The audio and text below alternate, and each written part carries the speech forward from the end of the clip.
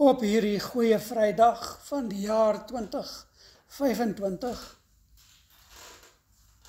is ons skriflesing uit Lukas 23 vanaf vers 32 tot 56. Lukas 23 vers 32 tot 56. Daar is ook twee ander, albei misdadigers, weggelei om saam tereggestel te word. En toe hulle by die plek kom wat Kopbeen genoem word, het hulle hom daar saam met die misdadigers gekruisig, die een aan sy regter en die ander aan sy linkerkant. En toe sê hy, Vader, vergeef hulle, want hulle weet nie wat hulle doen nie. Vader, vergeef hulle, want hulle weet nie wat hulle doen nie. En hulle het sy klere verdeel deur te loot. En die volk het daar gestaan en kyk. Hulle raadslede, die volksraadslede, het hom ook uitgelag en gesê, ander het hy gered, laat hy homself red as hy die een is wat deur God uitverkies is. Ook die soldate het vorentoe gekom en hom bespot. En hulle het vir hom suurwyn aangebied en gesê, as jy die koning van die Jode is, red jouself. En verstaan ook die aanbied van die suurwyn is ook spottenderwys gedoen. Want normaalweg sal mens nie aan 'n koning dit doen nie, maar hulle doen dit aan die een wat hulle dink om voordoen as die koning. Daar was ook 'n opskrif bokant hom, dit is die koning van die Jode. Dit is die koning van die Jode. En een van die misdadigers wat daar gehang het hom gelaster en gesmaad deur te sê, is jy nie dan die een nie? Red jouself en ons ook. Maar die ander een het hom tereggewys en gesê, is jy nie bang vir God nie? Jy ondergaan tog dieselfde straf as hierdie man. In ons geval is dit regverdig, want ons ontvang die verdiende straf vir ons dade. Maar hierdie man het niks verkeerds gedoen nie.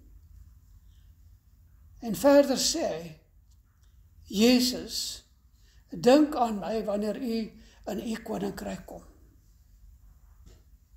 En Jesus antwoord hom, ek verseker jou, vandag sal jy saam met my in die paradys wees.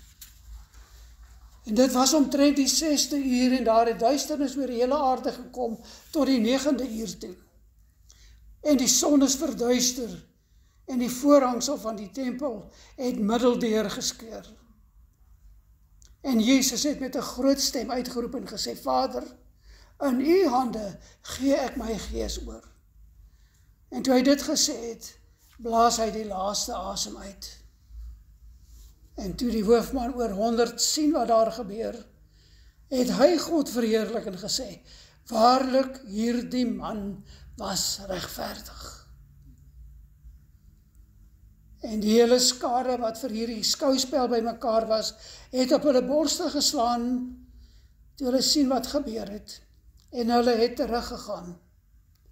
En al sy bekendes het ver weggestaan, tot sy disippels, ook die vroue wat hom van Galilea gevolg het hierdie dinge gesien. En daar was 'n man met die naam van Josef, 'n lid van die raad, 'n goeie en regverdige man. En hy het nie met hulle raad en handelswyse saamgestem nie. Van Arimatea, 'n stad van die Jode, wat ook self die koninkryk van God verwag het. Hy het na Pilatus gegaan en die liggaam van Jesus gevra, en het afgehaal en in linne toegedraai, en dit neergelê in 'n graf wat uit 'n rots gekap was, waarin nog nooit iemand ingelê het nie. En dit was die dag van die voorbereiding van die Pasen, en die Sabbat sou aanbreek.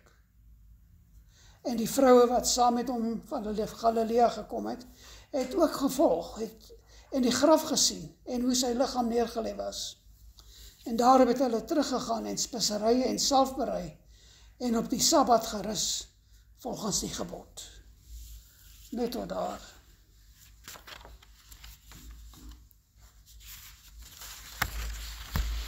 En die toneel kyk net gou. Ek kan nie onthou wat kom aangesê. Ek dink jy het.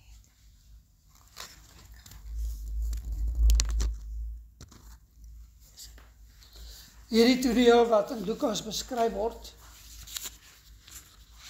fokus op die laaste paar lewensoomblikke van Jesus Christus aan die kruis op Golgotha. En daar is 3 kruise op Golgotha. En daar is daar die een kruis, daar die kruis in die middel. Wanneer ons aan Golgotha dink, is dit aan daardie een kruis, daardie kruis in die middel. En daardie kruis in die middel verdeel die ganse mensdom, almal wat voorheen geleef het, wat nou lewe en nog gaan lewe in 2 groepe, naamlik die gelowiges wat met God versoen is deur die kruis, en die ongelowiges wat nie met die kruis versoen is nie, wat nie met God versoen is deur die kruis nie, en wat hulle rug op die waarheid van die kruis draai. Maar die ander 2 kruise, weerskante van Jesus se kruis, verteenwoordig hierdie 2 groepe mense. Die gelowiges, die ongelowiges. En dit is hulle na wie Jesus verwys, Matteus 25 vers 32. Al die volke sal voor hom bymekaar gebring word, en hy sal die mense van mekaar skei, soos 'n wagter die skape van die bokke skei. En die skape sal hy regs en die bokke links van hom laat staan. Nou kom ons kyk na hierdie 2 kruise van nader. Die eerste kruis is die kruis van onberou, die kruis van ongeloof. Kyk na vers 39. Een van die misdadigers wat daar gehang het, het hom gelaster of gesmaad deur te sê, en hy spottenderwys gepraat, is jy dan nie die Christus nie? Red jouself en ons ook. Hier is 'n man, geliefdes, kyk mooi, hier is 'n man wat gaan sterf vir sy sonde. En ons weet nie veel oor hom nie. Hy word slegs as 'n misdadiger beskryf. En die Griekse woord wat hier gebruik word vir ons misdadiger is kakurgos, 'n doener van kwaad. In die evangelies van Matteus en Markus word hy ook beskryf as 'n rower, so daar word meer gegevens oor sy misdaad.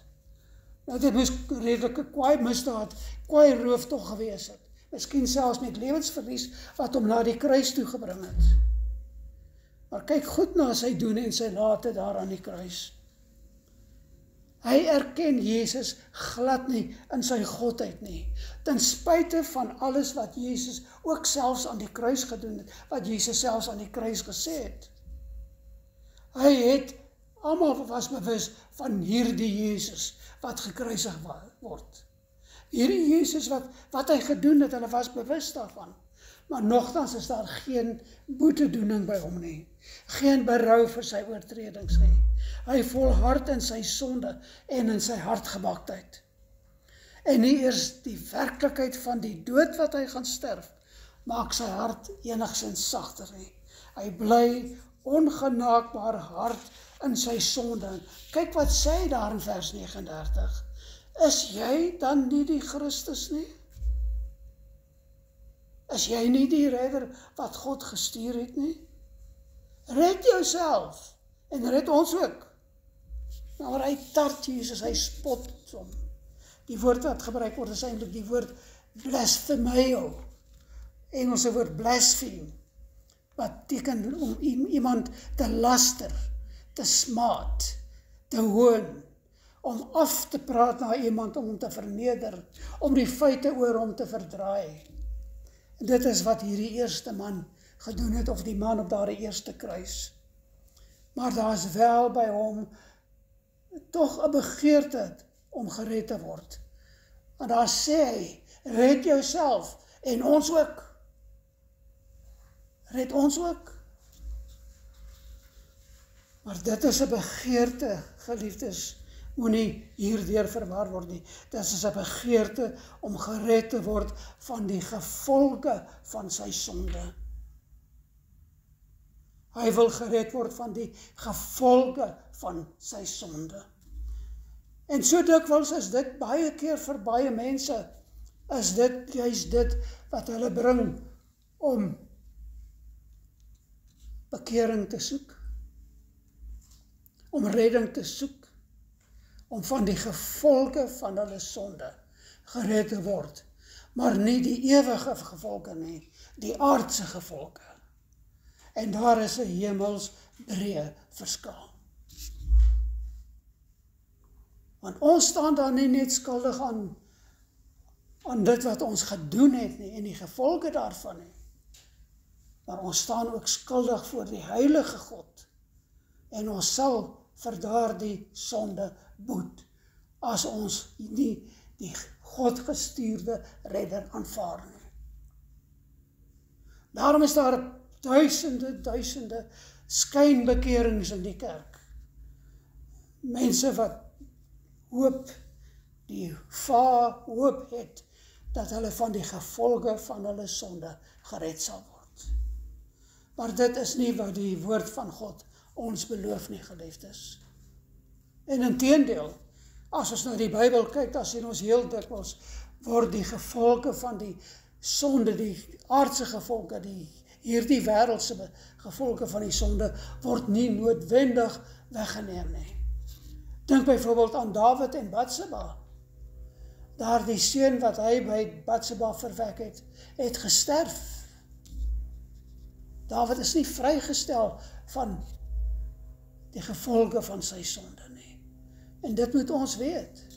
Maar daarom is ons wat redding soek, elkeen wat redding soek, gaan nie na Jesus om van die gevolge, die aardse gevolge, vry te stel nie. Ons kan daarvoor bid tot God. Maar ons gaan om die ewige gevolge van die sonde vry te spring. Om ons siele gered te kry, waardeur ons dan die ewige lewe beerf, deurdat Jesus ons redder word. En ons moet daardie verskil besef. En in ons evangelisering moet ons ook dit besef, dat dit moet nooit gaan, dat ons 'n boodskap van hoop aanbied, om die gevolge, hierdie aardse gevolge van ons sondes vry te spring nie. Maar wel die ewige gevolge van ons sondes. Dit staan ons vry, en die God gee vir ons die vrymoedigheid en die vryheid om te bid vir die aardse gevolge. En ons behoort daarvoor te bid, ook in terme van die mense wat daardeur geraak word. Maar dit gaan oor die redding van ons siele, en nie om die redding van ons liggame nie. Want dit is presies die verskil. Ons liggame gaan vergaan, op watter manier ons ook al tot sterwe kom. Maar ons siel is ewig lewend.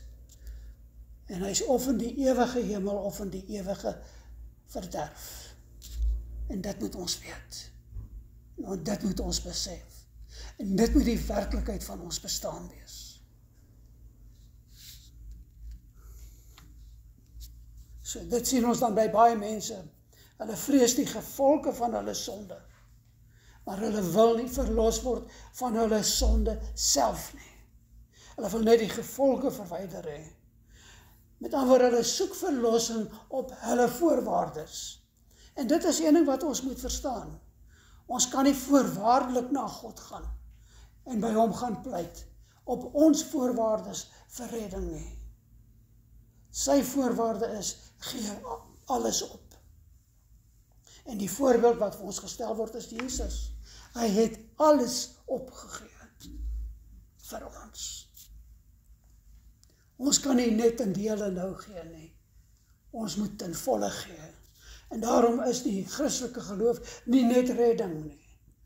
Maar is die groter deel, verstaan mooi, die groter deel is heiligmaking, geliefdes. Hoe ons as gelowiges lewe. En as ek in die woord van die Here baie duidelik kom, dat die boom word aan sy vrugte geken. Daarom is dit belangrik dat ons moet verstaan, dat ons moet sterf aan ons sondes.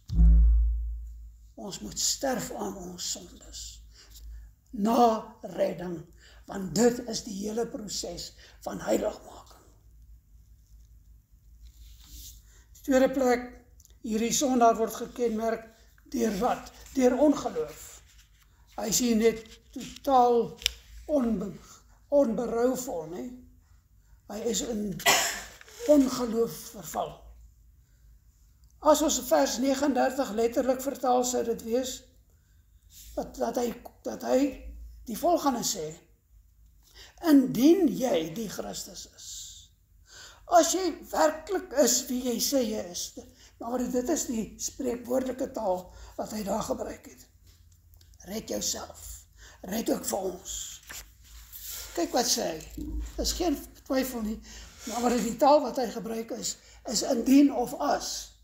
En ons weet wat as die spreekwoord sê, as is verbrande hout, en net so is dit daar. Maar hy heg geen betekenis aan Jesus se dood nie. Hy heg geen betekenis aan die moontlikheid. Dit is nie eens vir hom 'n moontlikheid dat Jesus op enige manier anders as net daar gaan sterf en dan is dit die einde van hom nie. Hy het geen verdere vooruitsigte wat hy vir Jesus sê nie. Maar wat ons hier het, is totale rebelse ongeloof. En die derde plek wat ons dan sien, is die volgende. Hy het Jesus aan die kruis gesien. Hy is daar langs hom. Hy het eerstehands Jesus se gedrag waargeneem. Hy het eerstehands Jesus se woorde gehoor. Hy het gesien dat Jesus geen haat koester teenoor die wat hom gekruisig het nie. Hy het gehoor dat Jesus gepleit het, Vader vergeef hulle, want hulle weet nie wat hulle doen nie. Hy het vergifnis eerstehands aanskou. En dit is vergifnis wat niemand ooit van tevore of daarna op dieselfde manier ooit kon bring nie. Nie op grond van die geweldige straf wat aan Jesus se dood gekoppel was nie. Wat hy geweet het, hierdie verskriklike dood, wat ek gaan sterf, want ek gaan die gramskap van God, die heilige God, die almagtige God, op my verduur. Soveel so, dat hy gebid het, Vader, indien dit moontlik is, verwyder hierdie beker, dat het selfs vir hom en sy mensheid 'n totaal onmoontlike ding is, dat hy dit sou kon verduur. Maar nogtans het hy gesê, Vader vergeef hulle. En dit is wat hierdie man aan die kruis aanskou het, hierdie vergifnis. En wat hy gaan aanskou is, hierdie sterwe. Maar nogtans het dit hom geensins beweeg nie. Hy was dood in sy siel vir hierdie kragtige reddingsboodskap van God die Vader. Dus, God kan met reg sê wanneer hy hom veroordeel tot die ewige dood. Hierdie man het die geleentheid van sy leeftyd gehad, indien hy dit net wou aangryp. Hierdie man het die geleentheid van sy leeftyd gehad, indien hy dit net wou aangryp. En daarom sê ons dan vandag, juis in terme van ons verstaan van die evangelie, dat elkeen wat tot die dood verdoem is verdoem op grond van sy eie sonde.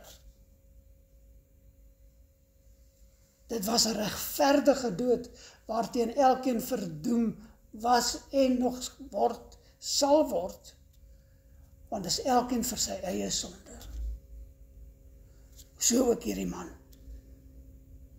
Maar kom ons kyk na die groter prentjie, geliefdes. Die sentrale gebeurtenis, die hoofmoment van die ganse mensgeskiedenis speel voor hierdie man af.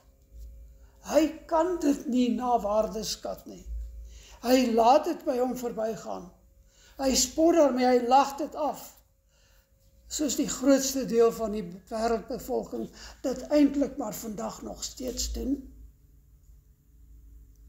Maar hy is ook 'n prentjie van die wat in die kerk sit en nog nooit tot ware bekering gekom het nie. Want hulle het nog nooit ooit tot die volle besef gekom wat Jesus se dood vir elke mens beteken nie. En wat kan ons dan daarvan sê? Wat kan ons sê as ons na hierdie man kyk? As ons kyk na mense wat misleid in die kerke sit?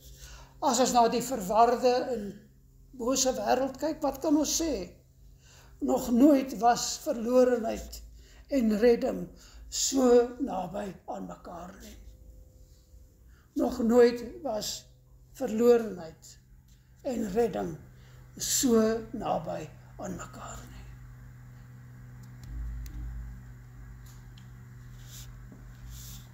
Hierdie man was gekruisig aan die sy van die enigste een wat ooit aan hom genade sou kon betoon.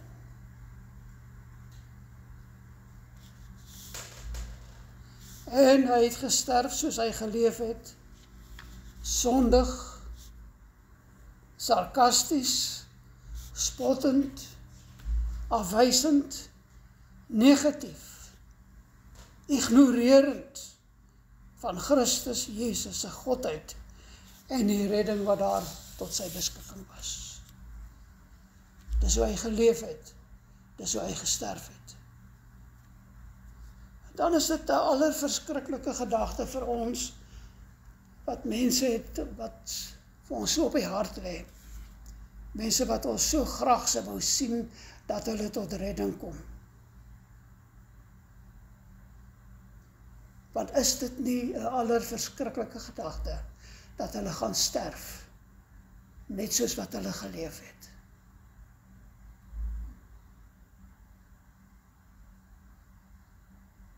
En laat ons dit dan ook vir mekaar sê, geliefdes. Van al die mense in die hel het hierdie man die minste verskoning. Sy hardheid van hart het hom afgesny van Christus en van God vir alle ewigheid. Maar die feit is, hy het geweet. Hy het dit gehoor. Maar sy hart het hy self verhard. Daarom kan ek en jy en die mense daar niks doen nie. Ons kan niks aan die mense doen wat nie wil hoor nie. Ten spyte van daardie verskriklike gedagte.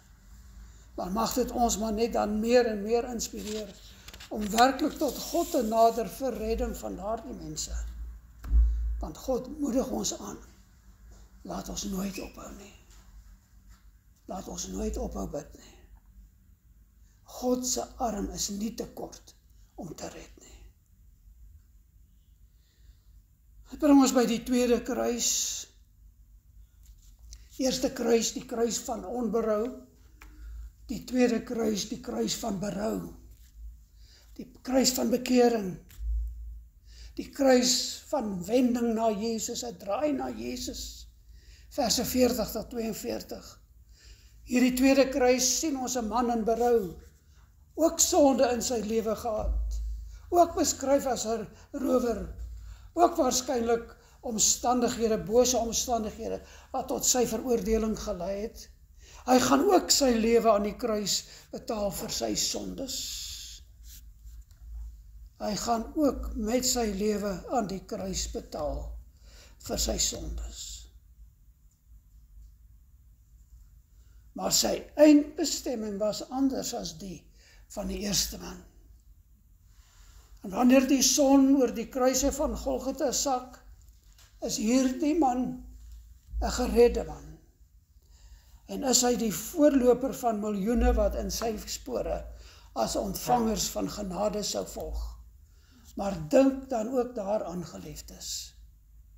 Hy is dan, menslik gesproke soos ons dit verstaan, die laaste van die Ou Testamentiese gelowiges.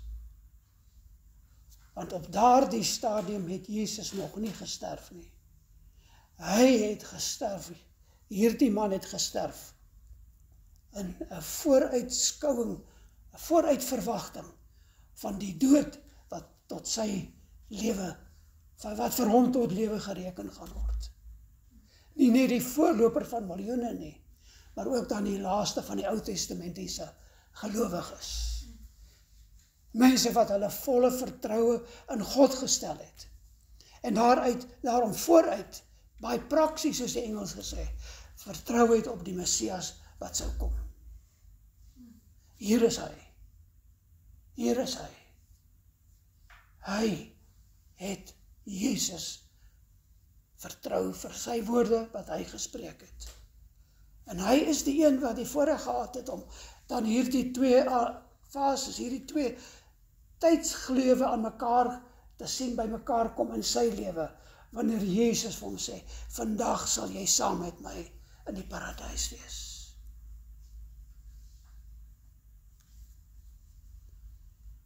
Hy word die eerste sanger van die lied wat deur 2000 jaar van Christendom sal opklink, en nog meer.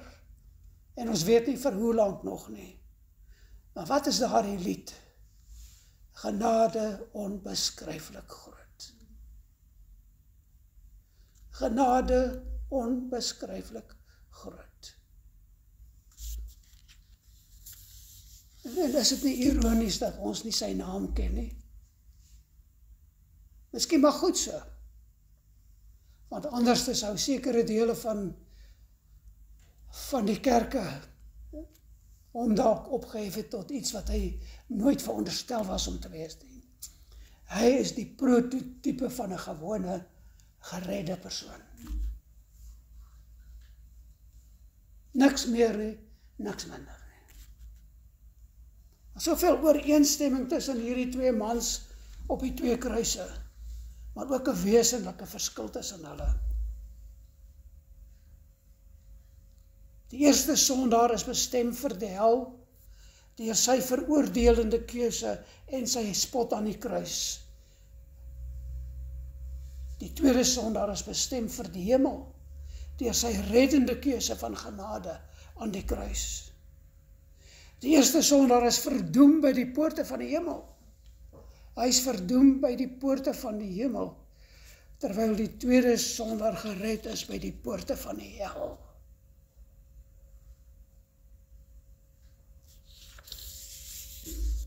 Maar kom ons kyk na hierdie tweede sondaar in 'n bietjie groter besonderhede. In die eerste plek het hy sy sonde besef. Hy sy goddelose ongeregtigheid, sy wetteloosheid, sy bandeloosheid besef. En hy het besef dat selfs die nietigste sonde in die dood eindig. In vers 41 van ons teks sê hy, in ons geval is die dood geregverdig. Maar wat hy sê vir die ander man, dit is geregverdig dat ons aan hierdie kruise gaan sterf. Want ons ontvang die verdiende straf vir ons dade. Ons ontvang die verdiende straf. Wat 'n oorweldigende sonde besef, moes hy nie gehad het nie. Om te sê, ek verdien hierdie dood. Ek verdien hierdie dood. Maar dink mooi en besef goed, dat hierdie man was nie 'n groter sondaar as enige een van ons hier, of enige een op enige ander tyd in die wêreld nie. Hy's nie 'n groter sondaar nie. Sy sonde het nie 'n swaarder straf verdien as wat ons sondes of die sondes van enigiemand in die wêreld verdien nie. Hy het gesondig teen die heilige God.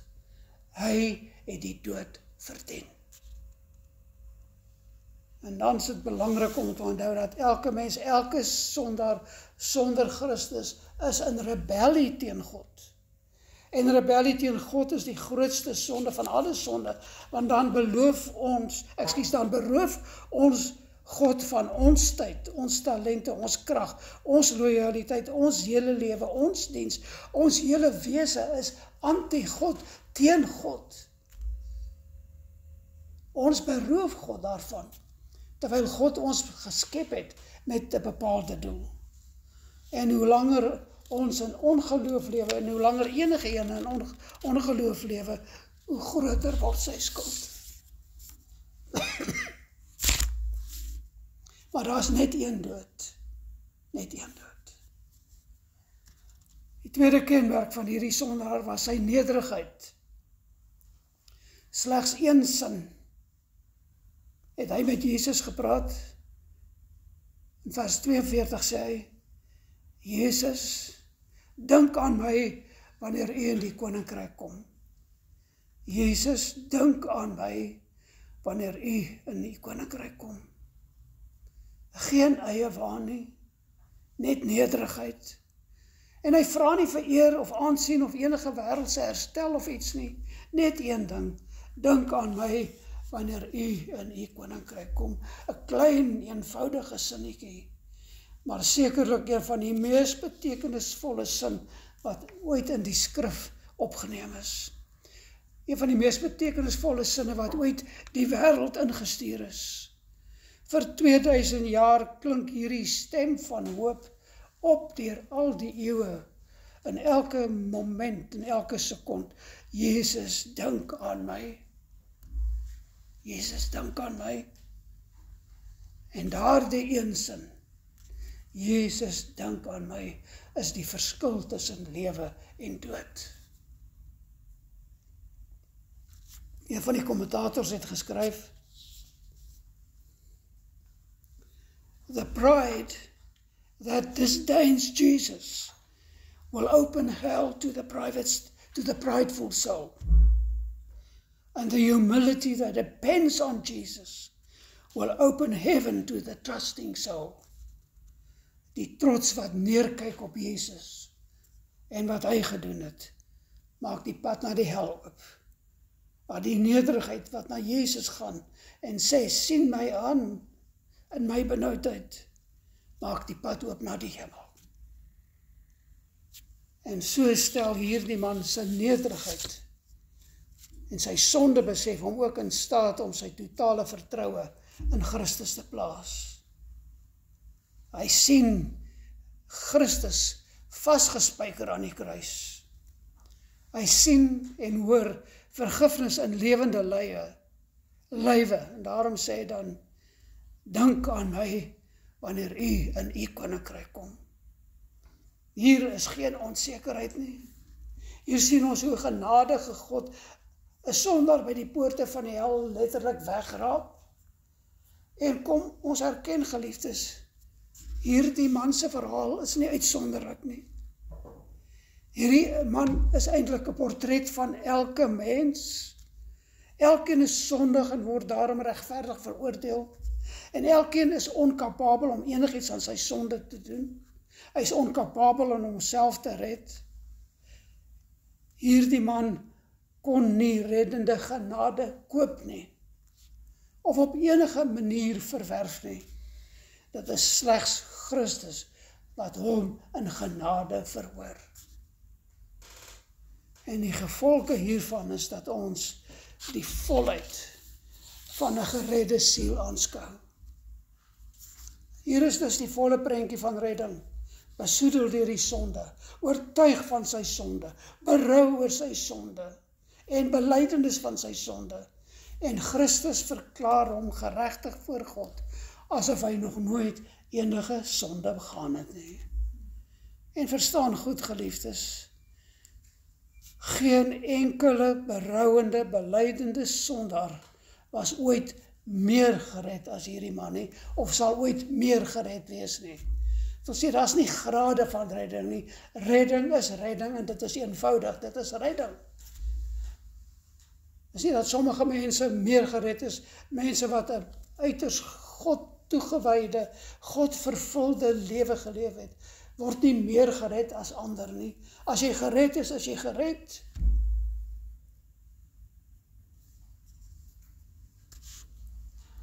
God se genade is evenveel beskikbaar vir elkeen. En die enigste beperking op God se genade is weiering om daarvoor te vra. Weiering om daarvoor te vra, as gevolg van die verharding van hart. Ons het dit op Golgotha by hierdie eerste sondaar gesien by die kruis van volgehoue, smalende, spottende, neerbuigende rebellie. Die kruis van onberou. Maar by hierdie tweede man aanskou ons dan die kruis van berou, die kruis van belydenis, die kruis van oorweldigende genade. En dan dink ons onwillekeurig aan daardie uiters treffende video van Alistair Begg.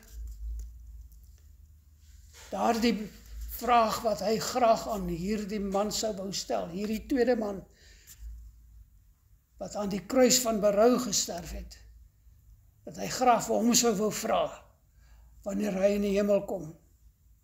En in hierdie betrokke boodskap, hierdie video, het Alistair van hierdie tweede man gesê, en ek gaan dit vir julle voorlees, I can't wait to find that fellow one day, to ask him how did that shake out for you, because you were cussing the guy out with your friend. You've never been in a Bible study, you never got baptized, you didn't know a thing about church membership, and yet you made it. How did you make it? That's what the angel must have said. What are you doing here? Maar dan hy sê, wat as nou 'n engel wat vra, nou wat maak jy hierso? En dan antwoord die man, well, I don't know. What do you mean you don't know? Well, because I don't know. En dan sê die engel, excuse me, let me get my supervisor. En dan sê die supervisor, just a few questions for you. First of all, are you clear on the doctrine of justification by faith? Are you clear on that? And then this guy said, I've never heard of it in my life. And dan sê die supervisor, let's just go to the doctrine of Scripture. But this guy is just staring. And eventually, in frustration, the supervisor said, on what basis are you here? And he said, the man on the middle cross said, I can come. The man on the middle cross said, I can come. Now that is the only answer. That is the only answer. Dis net Jesus wat kan sê. En dis net by Jesus by wie ons kan gaan pleit. En mag ons dit nooit, ooit vergeet nie. En mag dit dan voortdurend die aansporing wees, die boodskap wat ons bring aan hulle wat ons so graag gered sal wil sien. Maar kom ons kyk na hierdie derde kruis. Net 'n enkele gedagte oor hierdie derde kruis. Aan hierdie kruis sterf die Seun van God. Daardie Messias wat God dwars deur die Ou Testament vanaf Genesis 3 vers 15 beloof het aan die wat syne was, aan sy volk en dan ook aan die wat in sy koninkryk sou kom. En aan hierdie derde kruis sterf daardie Messias, daardie Godgestuurde, wat geen sonde in hom gehad het nie, geen sonde gepleeg het nie, maar hy het al die sonde van alle tye op hom geneem en daarvoor gesterf. En dan onmiddellik wil ek vir julle elkeen van ons herinner, ons was daar. Ons was daar, ek wil dit weer herhaal, ons was daar. Dink daaraan, geliefdes, dit was nie slegs die doringkroon wat sy hoof deurdring het nie. Het was nie net die spykers wat sy hande en voete deurboor het nie. Het was net die swaard wat sy sy oopgekloof het nie. Dit was ons sonde. Daarom moet ons verstaan dat elkeen van ons en ons sondes aanwesig was daar op Golgotha. En elke doornskrap en steek, en elke spykerwond, en elke swart steek, en elke hamerhou, en elke spoegspatsel, elke spotwoord, was ons sin. Het was ons wat hom gekruisig het, ofskoon hy geen sonde in hom gehad het nie, nie een enkele een nie. En deur in ons plek te sterf, en ons sonde aan hom toe te reken, betaal hy die prys wat God vir die sonde eis. En al ons sondes elkene wat op 'n een of ander manier daar aan hom toegedien is. In die doringkroon, in die swaardsteke, in die spykerwond, in die spoegspatsel, al daardie ding, al die spottende woorde, want ons was daaraan skuldig, geliefdes, in ons lewens het ons ook daardie dade gedoen. Al ons sondes is hom toegereken, en prys die Here, sy geregtigheid is ons toegereken. En hierdie is die goddelike transaksie wat plaasvind op Golgotha. Wanneer ons sondes aan hom daar aan die kruis toegereken word, en sy geregtigheid aan ons toegereken word. Dit is wat redding vir ons is. Dit is nie iets anders nie. Dit is alleenlik dit. En daardeur word ons vrygekoop. En elkeen wat vir Jesus as redder en saligmaker aanneem, word nou die geregtigheid van Jesus Christus toegereken. En wanneer ons voor God se regterstoel sal staan, dan sal die wat gered is deur Jesus vrygespreek word. En ons sal as kinders van God aangeneem word. En dan is God nie meer regter nie, maar Vader. Dit is dan die storie van die 3 kruise, wat ons dan weer by terugskoue besef. Die eerste kruis, die kruis van verharding en oordeel, die tweede kruis van berou en redding, die derde kruis, die kruis van God se reddende genade, deur Jesus Christus se sterwe in ons plek.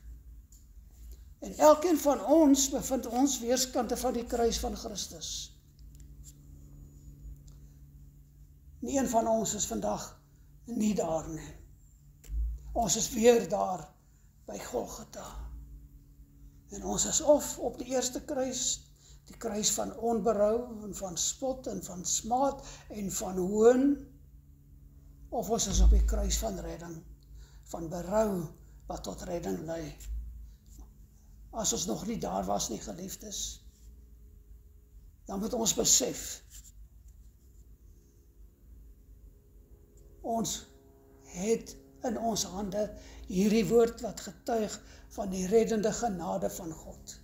En daar vind ons die reddingsboodskap dat Jesus gestuur is om vir ons sondes te sterf. En indien ons hom nog nooit aangeneem het nie, laat ons dit dan nou doen. Laat ons dit nou doen. En dan sal ons hom ook hoor sê, my genade is vir jou genoeg. Hy het dit later vir Paulus gesê, in 'n ander situasie, maar wat hy nou ook aan die kruis vir ons dan sê, en wat ons gehoor het, wat elkeen van ons gehoor het, wat dan tot ons bekering gelei het, is, my genade is vir jou genoeg, en ons moet dit besef, dat daar geen sonde is wat nie gedek word nie, wat nie vergeef kan word, wat ons uit die ewigheid kan hou nie.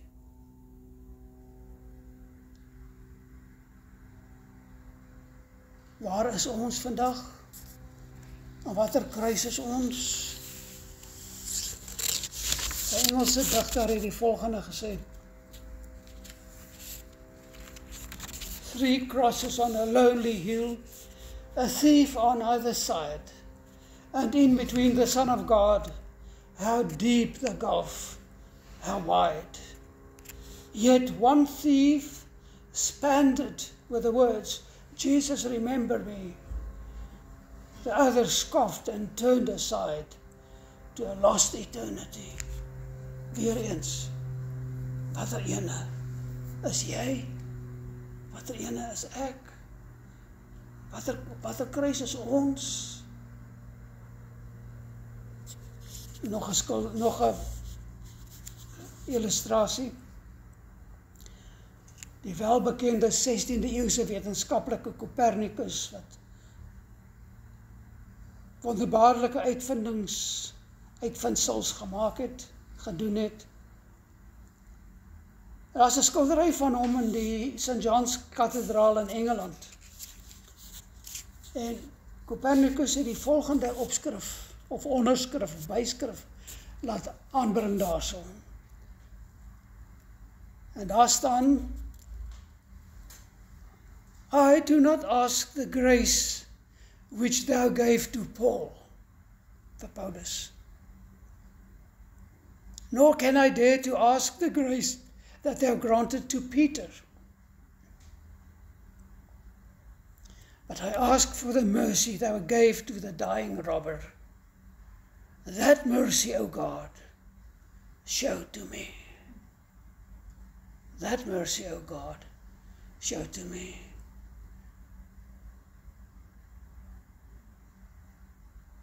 Dit is die woorde van gelowiges, van ware gelowiges. En as jy al tot bekering gekom het en dit nog nie geprewel het nie, kan jy dit nou doen. En as jy dit dan destyds gedoen het op die dag of tyd van jou bekering, God het dit gehoor. Want dit is die sterwenswoorde van elke gelowige. That mercy, O God, show to me. Niks anders nie. Dit is wat die kruis vandag vir ons sê. En dit is wat ons gedenk. Dat ons as Nuwe Testamentiese gelowige in die wonderbaarlike posisie is, dat ons kan weet wat was die uiteinde van die kruisiging. Dat ons hierdie woord van God, wat dit aan ons openbaar, in ons hande kan neem. En ons verstaan wat redding is. En ons weet, in ons harte het ons dit geprewel. En as ons dit nou geprewel het, prys die Here daarvoor. Maar wat sal ons sterwenswoorde wees, ons werklike sterwenswoorde? Dit wat Copernicus gesê het, that mercy, O God, show to me. En ons kan dit met vertroue doen. Dis die verskil. Ons kan dit met vertroue doen. Mag die Here hierdie vertroue van ons, mag hy dit op 'n besondere manier in ons lewens elkeen laat belewe op daardie manier wat absoluut van een ding getuig, en dit is van die reddende genade van God. En as dit dan ons laaste gedagtes is, dan sal ons eerste gedagtes dan hopelik ook wees, prys die Here, loof die Here vir hierdie groot genade waarin ek nou is. Mag dit waar wees, geliefdes. Ons loof U, o Vader, dat ons dit kan doen en kan sê en kan verstaan, ten spyte van die swakheid van die prediker. Weer eens kan ek dit maar net sê, Here, mag U woord ingang vind, mag U waarheid ingang vind, mag hierdie gebeure ingang vind in elkeen se harte, en hierdie besef ingang vind in elkeen se verstand, dat dit alleenlik gaan oor U genade en niks wat ons ooit kon doen nie. En as ons dan prewel, o Here, reken U genade ons toe, dan doen ons dit, Vader, omdat U vir ons in U woord die versekering gee, dat dit die gebed is wat U verhoor. En ons dank U daarvoor. Dankie dat ons dan ook in afwagting kan wag vir Sondag. Wanneer ons as gemeente weer, as U wil, by mekaar kom. En dan gedenk die grootste gebeurtenis van alle eeue. En dit is die opstanding van ons Here Jesus Christus. En dat ons daarmee saam ook die nagmaalstafel kan nader. En dat dit wat aan die kruis gebeur het, en in die graf gebeur het, en in die opstanding gebeur het, dat dit ook vir ons gereken word. Dat ons daar die genade ontvang waarvoor ons gebid het. En dit is dan wat ons gaan gedenk. Die werklikheid van ons redding, die werklikheid van ons geloof, die werklikheid van ons redder, Jesus Christus. en ons dankie in sy naam. Amen.